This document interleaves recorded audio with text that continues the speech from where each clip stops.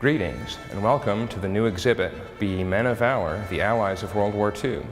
My name is Matt Thompson. I'm the collections manager at the Eisenhower Presidential Library Museum and Boyhood Home, and today we're going to be taking a short video tour of the new exhibit. The exhibit focuses on 19 of the lesser-known Allied countries that participated in World War II. Many people recognize the United States, the Soviet Union, and Great Britain as the major Allied powers, but we wanted to take an opportunity to explore the sacrifices and stories of the smaller countries that resisted Nazi Germany, Fascist Italy, and the Empire of Japan. The exhibit is laid out geographically with sections of the gallery devoted to Western Europe, Southern Europe, Eastern Europe, and Asia. Each country featured in the exhibit is represented through images, text, artifacts, a collection of interesting numbers, and an in-depth profile of a participant in the war. The first stop on our tour will be Eastern Europe, where the war in Europe began. Displayed here is a kroja, a colorful, traditional Czech costume.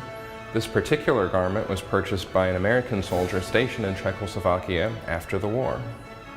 Although many people may remember Poland as the first country to fall to the Germans, it actually participated in the war in Europe all the way through 1945.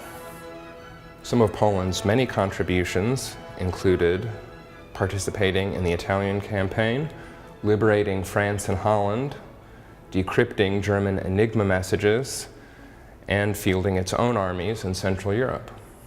One of Poland's most impressive heroes remains almost unknown outside of his home country, even 70 years after the end of the war. Witold Pilecki was a veteran of World War I and distinguished himself as a social worker and community activist in between the wars. Pilecki volunteered for a unique and extremely dangerous mission. He allowed himself to be arrested by the German police in order to be sent to the Auschwitz concentration camp. After spending 3 years as a prisoner in Auschwitz, Pilecki escaped so he could transmit his findings to the Allied government in London. Despite pleading with the British, the Allies were unwilling to launch an operation against the Auschwitz concentration camp as they believed Pilecki's numbers were implausible. He has been described by the Polish ambassador as a diamond amongst Poland's heroes. The situation in the Baltic countries of Latvia, Lithuania, and Estonia was particularly chaotic during World War II, as the three small nations were occupied first by the Soviet Union, then by Nazi Germany, and then again by the Soviet Union.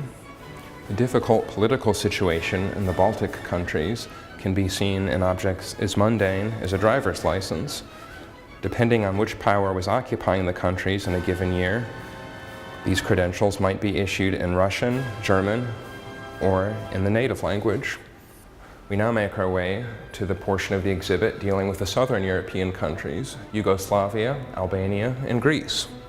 Yugoslavia boasted one of the largest and best organized resistance movements in all of World War II. Seen here is a high-frequency direction finder, a device used by German personnel to detect illicit radio broadcasts made by Yugoslav partisans or Allied agents. In addition to the partisans, another major resistance group in Yugoslavia was called the Chetniks. Seen here is a piece of artwork from the collection of the Eisenhower Presidential Museum, a portrait of General Eisenhower made by a Chetnik commander and given to him after the war. Next on our tour are the countries of Western Europe. Many of the nations in Western Europe benefited from significant assistance from the United States and Great Britain. Several of the items in this case were provided to Allied personnel in France by the OSS. These include a Kodak Matchbox spy camera, a spring steel-tipped baton, and a fraudulent German driver's license. People of differing ethnicities, cultures, and political backgrounds united to resist German oppression. Citizens of the Netherlands were particularly active in hiding their Jewish countrymen from the Nazis and taking up arms against the Germans. One young Dutch hero whose name might be familiar to you is Audrey Hepburn, who lived in the Netherlands during the German occupation.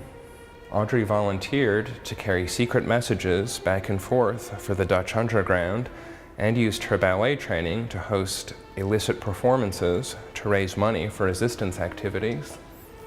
Unlike the fate of Eastern Europe, the liberation of the Western European countries was a joyful and exciting time for the citizens. Seen here is a scrapbook containing a collection of artwork from Belgian school children that was given to General Eisenhower after the arrival of the Allies.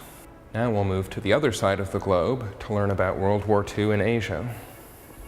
China was involved in World War II longer than any other Allied country, and its citizens suffered enormously during this time.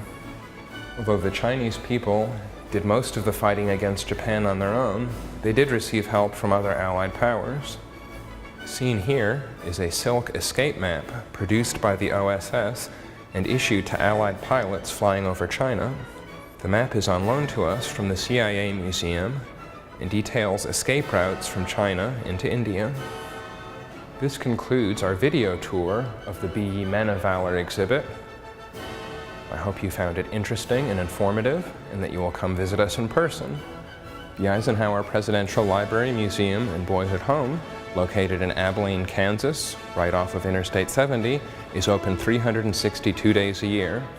You can also connect with us at Ike Library on Facebook, Twitter, Instagram, and YouTube.